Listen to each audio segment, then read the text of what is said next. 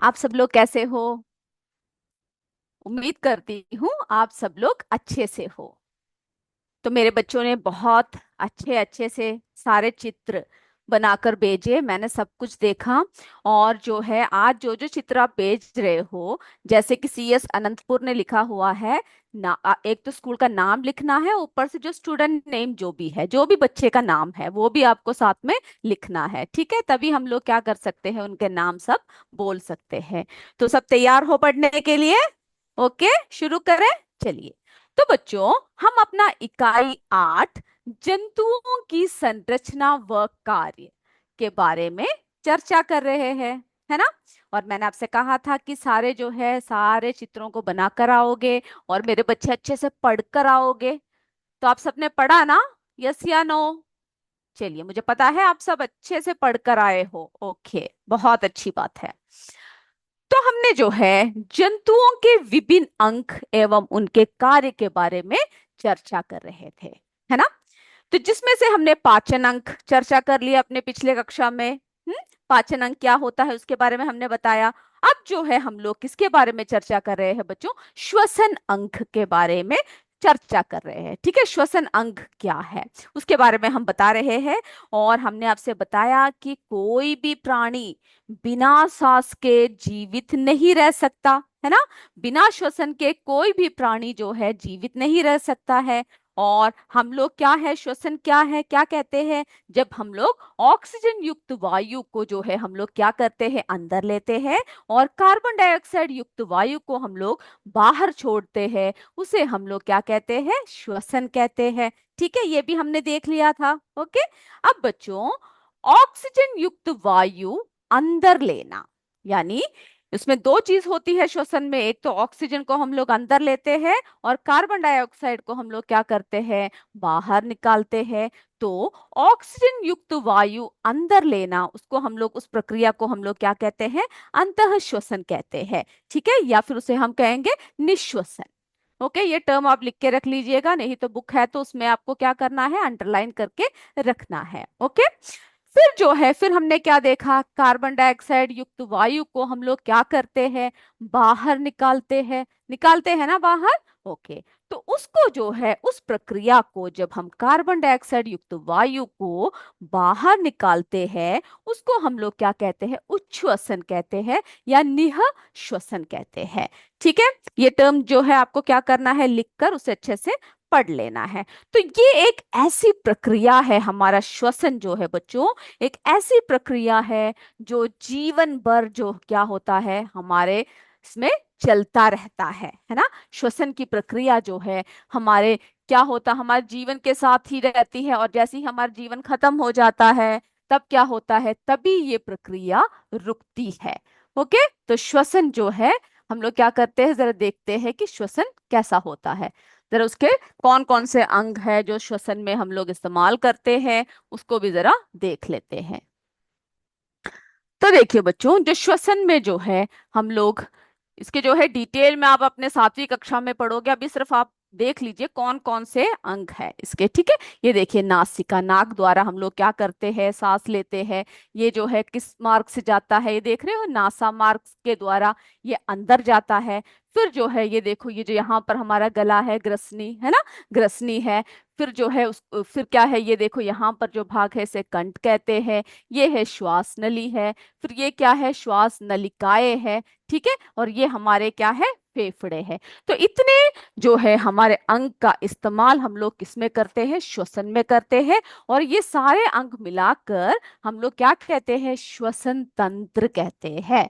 ठीक है, इन सब अंगों को मिलाकर हम लोग क्या कहते हैं, श्वसन तंत्र कहते हैं। और जिसमें हम लोग क्या करते हैं, ऑक्सीजन युक्त वायु को नासिका द्वारा हम लोग अंदर लेते हैं। और जो है फिर हम लोग क्या करते हैं, कार जो हमारे जो फेफड़े द्वारा हम लोग जो कार्बन डाइऑक्साइड युक्त जो वायु है उसको हम लोग नाक के द्वारा ही वापस भेज देते हैं।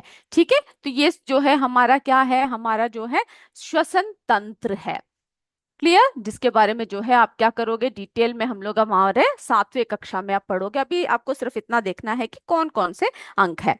अब बच्चों, जो श्वसन में हर जीव का अलग अलग अंग होता है। ठीक है, हर जीव जो है अलग अलग प्रकार से श्वसन करता है। जैसे कि देखिए मछलियों में आप पढ़ चुके हो ना, मछलियां जो है कैसे करते हैं, क्लोम के द्वारा करते हैं, है ना। और जो है यानी मछलियां क्या, गिल या क्लोम कहते हैं, जिसके उसके द्वारा क्या करते हैं, सांस लेते हैं और छोड़ते हैं। फिर कीट पतंगों में हमने क्या देखा था, वायु नलिकाएं होती है जिसके द्वारा वे लोग सांस लेते हैं। और पक्षियों में कैसा होता है, उनके फेफड़ों से संबंधित वायु कोश होते हैं, ठीक है। तो वायु कोशों द्वारा पक्षियां क्या करते हैं, सांस लेते हैं। और जो स्तनधारियां होते हैं जैसे मनुष्य है, उन सब में क्या होता है बच्चों, फेफड़े होते हैं, है ना, जिसके द्वारा हम लोग जो है श्वसन करते हैं। ओके, इतनी बात क्लियर है। तो जरा हम लोग पहले देखते हैं एक और बार कि यानी अलग अलग जीवों का क्या होता है, अलग अलग श्वसन तंत्र होता है, ठीक है। अलग अलग जीवों का क्या होता है बच्चों, अलग अलग श्वसन तंत्र होता है। जैसे कि ये देखिए मछली में देख रहे हो, मछली में जो है इनकी जो यहाँ पर होता है, गिल या क्लोम से वो लोग सांस लेते हैं। और ये जो ये देख रहे हो जो कीड़े होते हैं यानी कॉकरोच सब जो होते हैं, इनकी यहाँ पर जो है इसकी इनके साइड में क्या होती है, वायु नलिकाएं होती है। और ये देखो मनुष्य में हम लोग किससे सांस लेते हैं, फेफड़ा से, फेफड़े द्वारा सांस लेते हैं।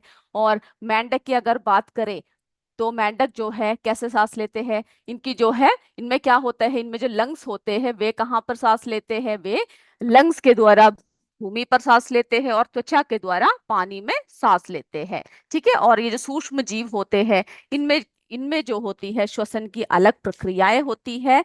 इनमें कोई विशेष अंग नहीं होता है, लेकिन ये अपने शरीर के सतह से क्या करते हैं, श्वसन की प्रक्रिया करते हैं।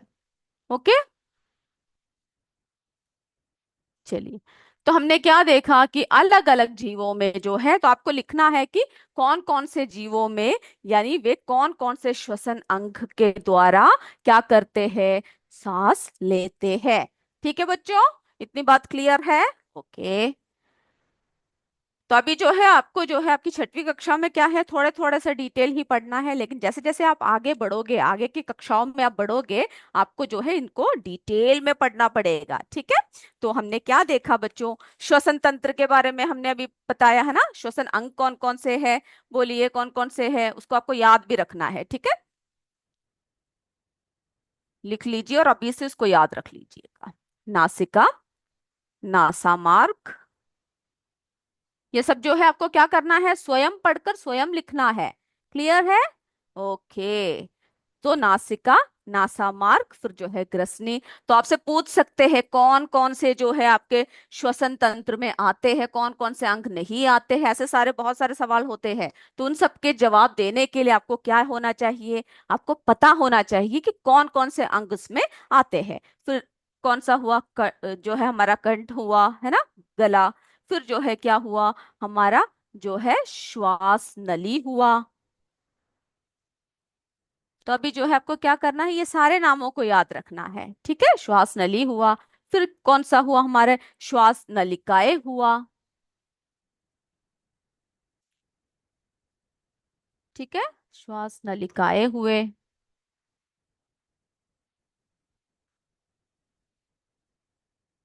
तो ये सब जो है मिलकर क्या कहलाता है, इतने सारे अंग जो है मिलकर जो है श्वसन तंत्र कहते हैं, ठीक है, श्वसन तंत्र कहते हैं। क्या कहते हैं, ये सारे अंग मिलकर श्वसन तंत्र कहते हैं। तो अभी आपको जो है इतना ही श्वसन अंग के बारे में जानकारी प्राप्त करना है। अब हम लोग आगे बढ़ते हैं, हृदय की तरफ चलते हैं, ठीक है। आपको पता है ना कि मनुष्य का हृदय जो है कौन से रंग का होता है, जो लाल रंग का होता है। जब आपसे कहा जाए कि हृदय, जब आप हार्ट बनाते हो तो कैसे बनाते हो आप लोग, बोलो। जब आपसे कोई दिल बनाने को कहे तो आप लोग जो है इस तरह से दिल बनाते हो, ऐसा होता है क्या हमारा हार्ट, ऐसा होता है क्या, नहीं, इस तरह से हमारा जो है हृदय नहीं होता है। लेकिन हम लोग जब बनाते हैं तो हम लोग क्या करते हैं, इस तरह से हार्ट बनाते हो ना, हार्ट का साइन देते हो आप लोग। तो सबसे पहले हम लोग क्या, किसके बारे में बात कर रहे हैं, हमारे हृदय के बारे में बात कर रहे हैं, ठीक है। हृदय यानी हमारे हार्ट के बारे में बात कर रहे हैं। तो मनुष्य का जो हृदय है वो कैसा होता है, लाल रंग का होता है, ठीक है। और लगभग जो है कैसा होता है, हमारा जो ये जो मुट्ठी है ना बच्चों, मुट्ठी के आकार का क्या होता है, हमारा हृदय होता है। ठीक है, मुट्ठी के आकार का, यानी हमारे कैसे आकार का होता है ये, हमारे मुट्ठी के आकार का होता है। तो अभी पॉइंट्स पॉइंट्स को आप लिख लीजिए और समझ लीजिए कि कौन कौन से पॉइंट्स को, अगर आपको हृदय की संरचना किसी के बारे में दिया जाए तो आपको कौन कौन से जो है पॉइंट्स को याद रखना है, इसको आप बताइएगा। ठीक है, ओके। तो मेरे बच्चे, बहुत सारे चित्र बनाकर भेज रहे हैं, पाचन तंत्र का है ना, हृदय का, सब। आपको जो है, आपसे एक और रिक्वेस्ट है कि नाम भी बच्चों का नीचे ही लिख दीजिएगा। ठीक है, कमेंट बॉक्स में ही लिख दीजिएगा, तभी हम लोग उन सारे बच्चों का नाम एक साथ बोल सकते हैं। ओके। तो और अगर हमने किसी का नाम नहीं भी लिया तभी भी क्या है, हम लोग क्लास के बाद आपके सारे चित्रों को अच्छे से देखते हैं, उतना ही आप याद रखिएगा। तो बच्चों, ये जो है कैसा आकार का होता है, मुट्ठी के आकार का होता है, याद रखोगे ना। और हमारे शरीर के कौन से भाग में होता है, वक्ष भाग में होता है। ठीक है, पहले पॉइंट्स लिखते हैं, उसके बाद हम लोग क्या करेंगे, आपको दिखाएंगे। ओके, वक्ष भाग में होता है। और जो है ये कैसा होता है, ये जो है बाई तरफ जो है झुकी हुई होती है, थोड़ा सा झुकाव होता है इसकी बाई तरफ। ठीक है, बाई तरफ झुकाव होता है। कैसा होता है, एक और बार नीचे लिख देते हैं, वक्ष भाग में होता है। फिर जो है, फिर क्या देखा हमने, इसकी जो है बाई तरफ झुकाव होता है इसका।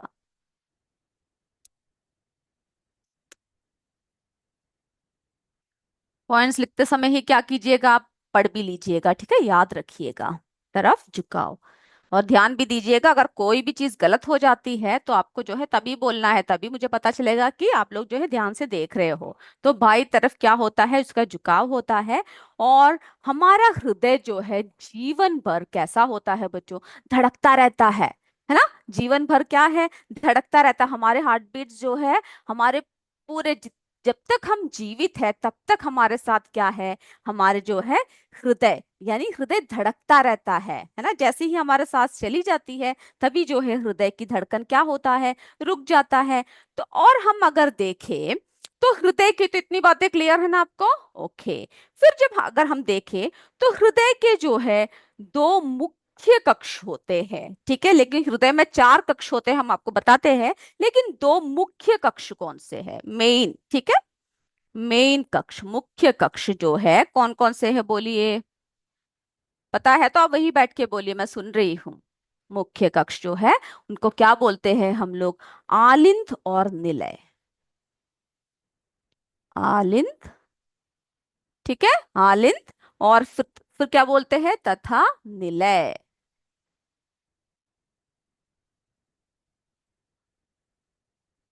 ठीक है, पहले पॉइंट्स लिखते हैं, उसके बाद ही हम आपको दिखाएंगे। तो जो है मुख्य कक्ष दो हमने देखे, जो है आलिंद और निलय।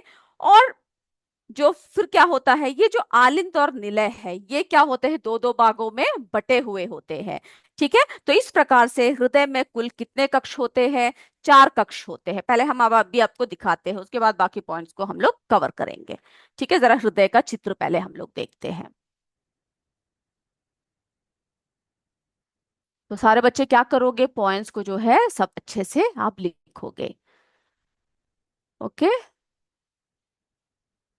ये देखिए, हमारे जो हृदय में, ये देख रहे हो आप, दो, यानी एक आलिंद है और एक क्या है, निलय है। तो किस तरह से हम लोग जो है देखते हैं कि कौन सा आलिंद है और कौन सा, तो यानी दो आलिंद है और दो निलय है। तो देखिए हम लोग कैसे, ये देखिए, ये जो यहाँ पर है ये कौन सा है बच्चों, ये दाया आलिंद है। और ये क्या है, ये दाया निलय है। यहाँ पर देखो, ये बाया आलिंद है। ठीक है, आप अपने बुक में आपके डायग्राम को देख सकते हो। और ये क्या है, ये जो है बाया निलय है। तो हमारे हृदय में जो है क्या होता है बच्चों, बोलिए। हमारे हृदय में जो है रक्त का क्या होता है, आदान प्रदान होता है। हमारा हृदय क्या करता है, रक्त को पंप करता है ना। रक्त दो प्रकार के होते हैं, एक तो शुद्ध रक्त होता है और एक जो है अशुद्ध रक्त होता है। तो जो शुद्ध रक्त होता है उसे हम क्या कहेंगे, ऑक्सीजन कहेंगे। ऑक्सीजन युक्त रक्त होता है, और जो अशुद्ध होता है कार्बन डाइऑक्साइड युक्त रक्त होता है। ठीक है, तो ये बात जो है पहले क्या करना है आपको, जो है याद रखना है कि कौन कौन से कक्ष है। तो हमने क्या देखा अभी, जो है हमारे हृदय में हमने क्या देखा कि कुल 4 कक्ष है। ठीक है, 1 2 3 4, है ना। तो कुल 4 कक्ष है। तो उसमें हमने क्या देखा, ये देखिए, दाया आलिंद, दाया निलय, और जो है बाया आलिंद, बाया निलय। इस तरह से जो है 4 कक्ष है। ओके।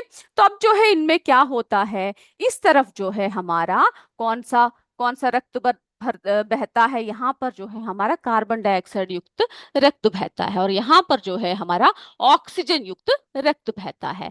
तो क्या करता है जो हृदय है, वो क्या करता है, हमारे जो पंप करता है ना, हमारे शरीर में क्या करता है, जो है सभी इसको हम लोग हमारे शरीर में क्या करते हैं बच्चों, रक्त को, रुधिर को क्या करता है, पंप करता है। तो यहाँ से जो है क्या होता है, यहाँ से हमारा जो है रक्त इस तरह से जो है बहता है।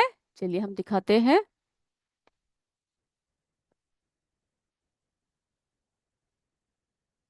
चलिए, तो देखिए बच्चों, यहाँ से देखो, यहाँ से भी और यहाँ से भी क्या होता है, जो हमारा कार्बन डाइऑक्साइड युक्त रक्त है वो सबसे पहले जो है कहाँ पहुंचता है, ये देखिए, यहाँ पर दाया आलिंद में पहुंचता है। ठीक है, ये देखिए दाया आलिंद में पहुंचता है, और दाएं आलिंद से फिर जो है ये कहाँ पर पहुंचता है, ये देख रहे हैं ना, यहाँ से ऐसा होता हुआ ये दाया निलय में पहुंचता है। और यहाँ से फिर क्या होता है, इस तरह से जाता हुआ कहाँ को निकल जाता है, ऐसे होते हुए बाहर को निकल जाता है। ठीक है, हमारे फेफड़ों के पास भेज देते हैं पूरे अशुद्ध रक्त को। उसके बाद क्या होता है, फेफड़े जो है रक्त को शुद्ध कर कर फिर से हृदय में भेज देता है। और फिर जो शुद्ध रक्त जो है वो कैसे जाता है, चलिए हम इसका रंग बदल देते हैं तभी पता चलेगा। अब देखिए बच्चों, अब जो शुद्ध रक्त है वो इस तरफ से आएगा, हृदय ने जो भेजा, आकर क्या होगा, सीधा जो है बाया आलिंद में आएगा, और बाया आलिंद से होता हुआ बाया निलय में पहुंचेगा शुद्ध रक्त। और फिर जो है यहाँ से होता हुआ कहाँ पहुंच जाएगा, सॉरी यहाँ को नहीं जाएगा, यहाँ से ऐसे होता हुआ हमारे शरीर के पूरे भागों में ये जो है फैल जाएगा। ठीक है, तो इस तरफ जो है आपको याद रखना है कार्बन डाइऑक्साइड युक्त रक्त बहता है, और यहाँ पर जो है ऑक्सीजन युक्त रक्त बहता है। तो इस बात को क्या करना है, आपको याद रखना है। ओके, चलिए, तो हमने हृदय की संरचना देख लिया, है ना, कि हृदय में जो है किस तरह से क्या होता है, रक्त का बहाव होता है। ठीक है, तो अभी पहले हम थोड़े से और पॉइंट्स लिख लेते हैं। तो हमने मुख्य कक्ष देखे, आलिंद और निलय। अब हम लोग देखते हैं कौन कौन से जो है 4 कक्ष है, उसको भी जरा देखते हैं।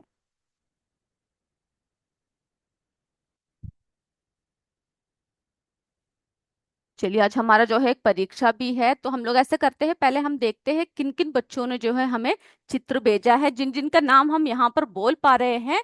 पहले हम लोग क्या करते हैं, उनके जरा नाम बोलते हैं। ठीक है, तो जो है अनंतपुर से जो है बानू ने भेज रखा है एक चित्र, बहुत ही अच्छा चित्र है। ठीक है, फिर और देखते हैं हमने किन किनों ने भेज रखा है, अनंतपुर से भेजा हुआ है। इसी तरह से आप जो है नाम लिख दीजिएगा। ठीक है, तभी हम लोग क्या कर सकते हैं, आपके नाम जो है ठीक से बोल सकते हैं। साशवान से भेजा हुआ है। ओके, साशवान से जो है विष्णु और राजबर ने भेज रखा है। ओके, विष्णु और राजबर ने बनाया, बहुत प्यारा चित्र है, हमने देखा। ओके, फिर जो है कॉम्पोजिट विद्यालय से भेजा हुआ है, नाम जरा देखते हैं हम लोग। कॉम्पोजिट विद्यालय, आप ऐसा कीजिएगा, नाम जो है आप उसको नीचे इस तरह से लिख दीजिएगा। ठीक है, तो फिर हम लोग जो है आसानी से बता सकते हैं। ठीक है, और किसी ने जो है मोबाइल से भेज रखा है, तो हमें जो स्कूल का नाम पता नहीं चल पा रहा है, सूरज कुमार। अब बच्चों के नाम और स्कूल के नाम साफ साफ लिखिएगा। ठीक है, यूपीएस बिहारा सेवापुरी से रेशमा भारती ने भेजा हुआ है। फिर जो है जयंती देवी यूपीएस पौरी कलान से भेज रखा है, बहुत ही प्यारा चित्र है। फिर जो है यूपीएस संगत से भेजा हुआ है लक्ष्मी ने, बहुत प्यारा है लक्ष्मी आपका चित्र। ओके, चलिए, आदमपुर से भेजा हुआ है लेकिन जो है आप नाम भी लिख दीजिएगा। ओके, संतोष कुमार, कॉम्पोजिट विद्यालय से भेज रखा है। वेरी गुड, बहुत सुंदर है। मैं जो है सभी आपके सभी के चेक करूंगी, ठीक है। जैसी क्लास खत्म होगा तो जो है हम क्या करेंगे, सभी के चेक करेंगे। ओके, फिर जो है हमारे के यूपीएस भारतीय कला से भेजा हुआ है। बहुत ही प्यारा चित्र है। आप लोग जो है चैट बॉक्स में ही नाम लिख देंगे तो बहुत अच्छा होता, ठीक है। लक्ष्मी भारती पर पूर्व माध्यमिक विद्यालय से भेजा है, वाराणसी। ओके, यहाँ पर जो है तातारा वाराणसी से भेज रखा है, लक्ष्मी भारती पूर्व माध्यमिक विद्यालय। ओके, बच्चों के नाम जो है आपको क्या करना है, लिखना है। हम लोग सारे चित्रों को देखेंगे, जिनका नाम नहीं भी लिया कोई बात नहीं, इसके बाद जो है हम सभी के चित्रों को देखेंगे, ठीक है। फिर जो है देव प्रजापति ने भेज रखा है यूपीएस बोरकला से। चलिए, और बाकी जो चित्र है आप लोग क्या कीजिएगा, नाम भी लिख लीजिएगा, ठीक है। तभी हम जो है सभी के चित्रों को बताएंगे। अभी जो जो चित्र हमने अभी देखे वो बताए, उसके बाद जो है क्लास के बाद भी हम आपको बताएंगे। सूरज कुमार ने भेज रखा है, बच्चे जो पढ़ रहे हैं, लेकिन स्कूल का नाम उसमें नहीं लिखा हुआ है। ओके, बहुत अच्छा। और जो जो चित्र है वो सब भेज दीजिए, ठीक है। हम लोग जो है क्लास के बाद देखेंगे। तो अभी जो है बच्चों हमारा किसका समय हो रहा है, छोटी सी एक परीक्षा का समय हो रहा है ना। अभी हृदय के जो बाकी बातें हैं वो हम लोग अपनी अगली कक्षा में करेंगे। और मैं उम्मीद करती हूँ आज जो जो बातें बताई है वो सब आपके लिए क्लियर है। क्लियर है तो यस बोल दीजिए, ठीक है। दोबारा लेना है तो दोबारा लेने को बोलिए, तो हम लोग दोबारा भी लेंगे। तो मेरे बच्चे सारे तैयार हो जाइए परीक्षा के लिए।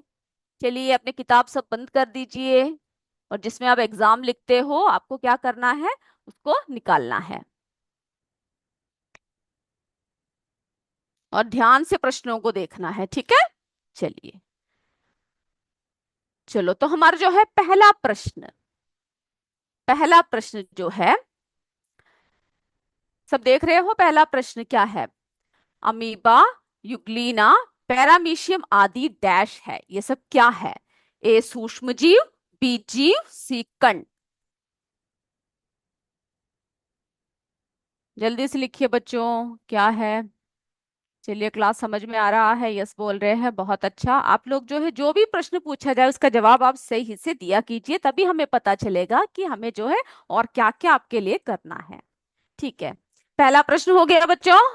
अमीबा, युग्लिना, पैरामीशियम आदि डैश है। ए सूक्ष्म जीव, बी जीव, सी कण। और कहीं इधर उधर देखना नहीं है आपको, जो है जितना आपको आता है उत्तर उसी हिसाब से आपको लिखना है। जो आपको नहीं आता छोड़ दीजिए, कोई बात नहीं, उसको पढ़कर फिर से लिखने की कोशिश कीजिएगा। और कोई प्रश्न छूट जाए तो आप जो है प्रश्न का जो है नंबर टाइप कर सकते हो, हम आपको वो दोबारा दिखाएंगे, ठीक है बच्चों। चलिए, दूसरा प्रश्न देखिए। कशेरुकी प्राणियों में सबसे अधिक विकसित प्राणी कौन है। कशेरुकी प्राणियों में सबसे अधिक विकसित प्राणी कौन है। ए कंगारू, बी मनुष्य, सी बकरी। जल्दी लिखिए। और आंसर्स कोई भी टाइप नहीं करेगा, ठीक है। आंसर्स जो है कोई भी कमेंट बॉक्स में अभी टाइप नहीं करेगा, क्योंकि बच्चे जो है लिखने के बाद जब हम आपसे आंसर पूछते हैं तब आप टाइप कर सकते हो। चलिए, दूसरा हो गया ना। ओके,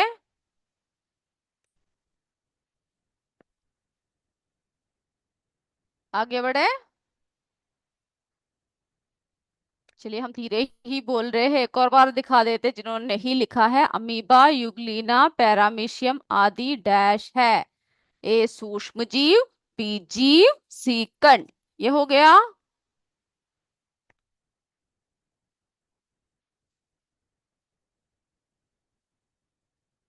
चलिए, दूसरा देखिए। कशेरुकी प्राणियों में सबसे अधिक विकसित प्राणी कौन है। ए कंगारू, बी मनुष्य, सी बकरी।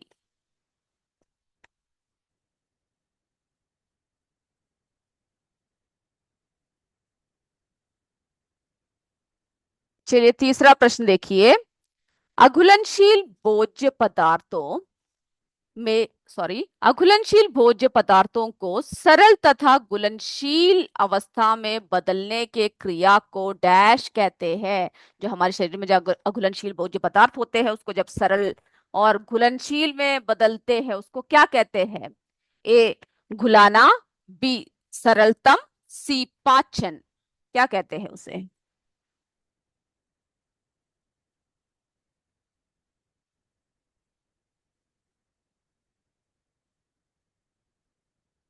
हो गया। आगे बढ़े।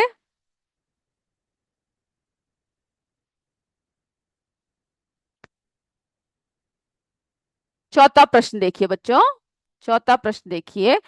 मनुष्य के शरीर की सबसे बड़ी ग्रंथि कौन सा है? सबसे बड़ी ग्रंथि कौन सा है? ए यकृत, बी अग्नाशय, सी ए और बी दोनों। जल्दी बोलिए, जल्दी से लिखिए, ठीक है, कौन सा है? और कोई भी प्रश्न अगर छूट जाता है तो बच्चों आप लोग जो है क्या कर सकते हो, कमेंट कर सकते हो कि छूट गया है, नंबर भी बोल सकते हो।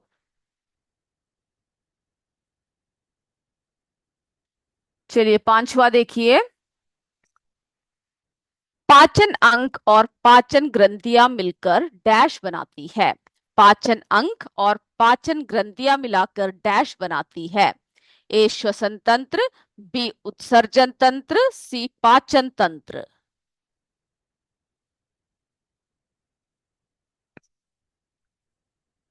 चलिए कोई तीसरा प्रश्न पूछ रहे हैं हम लोग जो है, अभी आपको दिखाते हैं। पांचवा प्रश्न पहले लिख लीजिए, उसके बाद हम आपको तीसरा दिखाएंगे। पाचन अंग और पाचन ग्रंथियां मिलकर डैश बनाती है। ए श्वसन तंत्र, बी उत्सर्जन तंत्र, सी पाचन तंत्र। चलिए कोई तीसरा प्रश्न पूछ रहा है, जरा हम आपको दिखा दें। अघुलनशील भोज्य पदार्थ अघुलनशील भोज्य पदार्थों को सरल तथा घुलनशील अवस्था में बदलने की क्रिया को डैश कहते हैं। ए घुलाना, बी सरलतम, सी पाचन। तीसरा प्रश्न है, जब लिख लेते हो तो यस भी बोल दिया कीजिए, ठीक है। और बच्चों जल्दी जल्दी लिखिया लिखा कीजिए आप। प्रश्न को देखिए, प्रश्न नंबर लिखिए, आंसर लिखिए। ओके। तो चौथा हमने देख लिया, मनुष्य के शरीर की सबसे बड़ी ग्रंथि कौन सा है? ठीक है, ए यकृत, बी अग्नाशय, सी ए और बी दोनों। फिर जो है पांचवा प्रश्न भी हमने देख लिया। पाचन अंग और पाचन ग्रंथियां मिलकर डैश बनाती है। ए श्वसन तंत्र, बी उत्सर्जन तंत्र, सी पाचन तंत्र।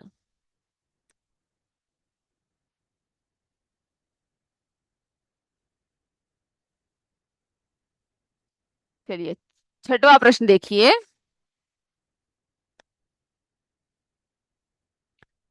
ऑक्सीजन युक्त वायु को अंदर खींचना और कार्बन डाइऑक्साइड युक्त वायु को बाहर निकालना क्या है?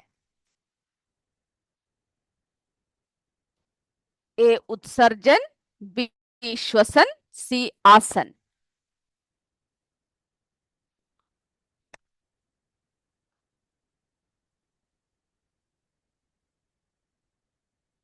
किसी ने दूसरा प्रश्न पूछ रखा है, हम लोग ऐसा करेंगे जो है 10 प्रश्न खत्म होने के बाद आपको जो है दूसरा प्रश्न एक और बार दिखाएंगे, ठीक है। ओके। तो पहले छठवा प्रश्न लिख लीजिए।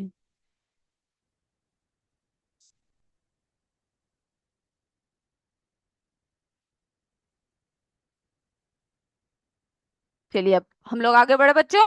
ओके, लिख लिया ना? सातवां देखिए। इसमें से कौन सा मनुष्य का पाचन अंग नहीं है? याद रखिएगा, कौन सा पाचन अंग नहीं है ये पूछा है। ए हृदय, बी आमाशय, सी छोटी आंत और बड़ी आंत। तो इसमें से कौन सा पाचन अंग नहीं है वो आपको लिखना है।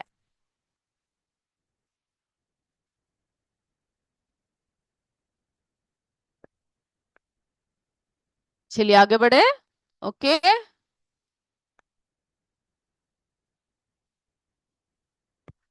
आठवां प्रश्न देखिए। आलिंद तथा निलय किसके कक्ष है?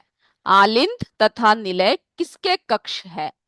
ए पाचन तंत्र के, बी हृदय के, सी कान के। जल्दी से उत्तर लिखिए। चलिए, सिक्स्थ क्वेश्चन भी हम आपको दिखाएंगे, 10 खत्म होने के बाद जो है आपको छठवा भी दिखाएंगे, दूसरा और छठवा जो है इसके बाद दिखाएंगे, ओके।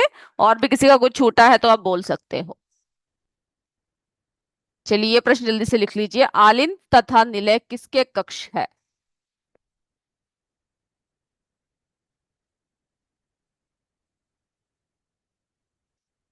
नौवा प्रश्न देखिए, कौन शरीर के विभिन्न भागों भागों में रुधिर पंप करता है? कौन शरीर के विभिन्न भागों में रुधिर पंप करता है? रुधिर यानी रक्त को पंप करता है। ए आमाशय, बी पाचन तंत्र, सी हृदय।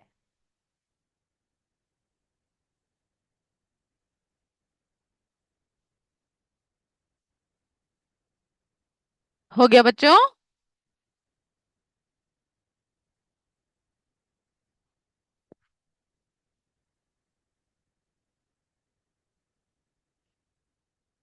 10वां प्रश्न देखिए, इसमें से कौन श्वसन तंत्र में नहीं आता है?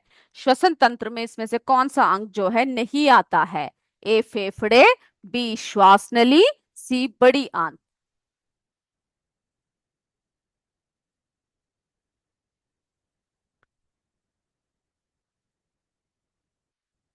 हो गया?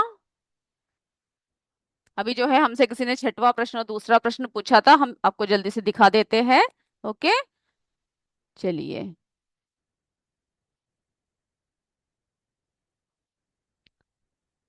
चलिए, हमसे छठवां प्रश्न पूछा था, ऑक्सीजन युक्त वायु को अंदर खींचना और कार्बन डाइऑक्साइड युक्त वायु को बाहर निकालना क्या है? ए उत्सर्जन, बी श्वसन, सी आसन। जो आंसर है जल्दी से लिखिए जिन्होंने नहीं लिखा है। और फिर जो है हमसे कौन सा पूछा था? दूसरा प्रश्न पूछा था, ठीक है। दूसरा प्रश्न हम लोग जरा देखते हैं कौन सा है। चलिए,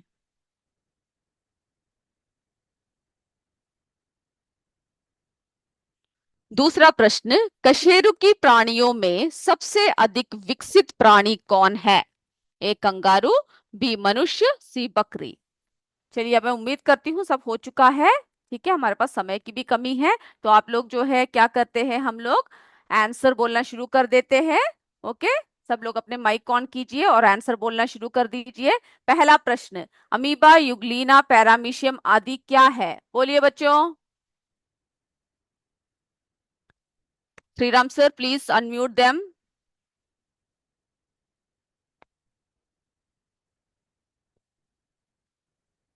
सर, प्लीज अनम्यूट देम।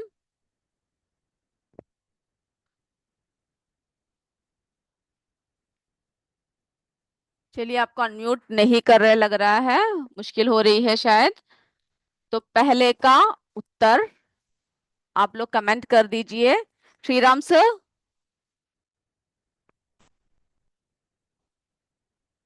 आप अनम्यूट नहीं कर पा रहे हो क्या बच्चों?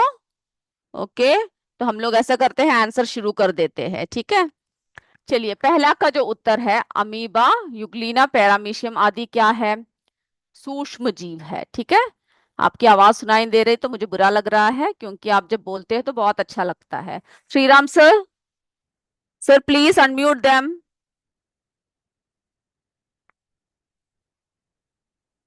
कोई टेक्निकल इशू लग रहा है, आपको अनम्यूट नहीं कर पा रहे हैं। कशेरुकी प्राणियों में सबसे अधिक विकसित प्राणी कौन है? चलो, मेरे बच्चों की आवाज सुनाई दे दिया। हाँ, बोलिए, सबसे अधिक विकसित प्राणी कौन है?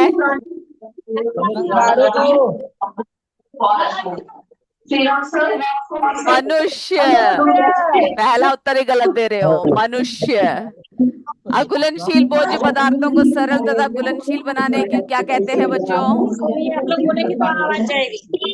क्या बोलते हैं? आंसर बोलिए। पाचन, बिल्कुल सही जवाब दिया, पाचन। चौथा बोलिए, मनुष्य के शरीर की सबसे बड़ी ग्रंथि। हो रहा है आज। बोलिए, यकृत। बिल्कुल सही जवाब, यकृत, बिल्कुल सही। पांचवा बोलिए, पाचन अंग है। हाँ, पाचन तंत्र कहते हैं, बिल्कुल सही। ऑक्सीजन युक्त वायु को अंदर खींचना, और बोलिए क्या कहते हैं? श्वसन। बिल्कुल सही बोला, श्वसन। कौन सा मनुष्य का पाचन अंग नहीं है? हृदय। बिल्कुल सही जवाब दिया, हृदय, हृदय।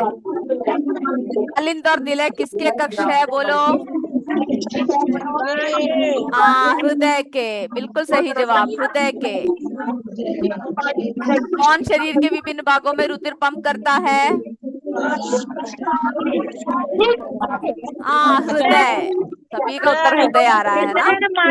कौन सा श्वसन तंत्र में नहीं आता है? हाँ, बिल्कुल सही। मेरे बच्चों ने सब सही सही जवाब दिए हैं, और मैं आपके सारे चित्रों को देखूंगी। तब तक जो है अगली कक्षा में हम लोग फिर मिलेंगे। अभी हमारा समय समाप्त हो रहा है। तब तक जय विद्या शक्ति, जय हिंद, जय भारत। धन्यवाद बच्चों।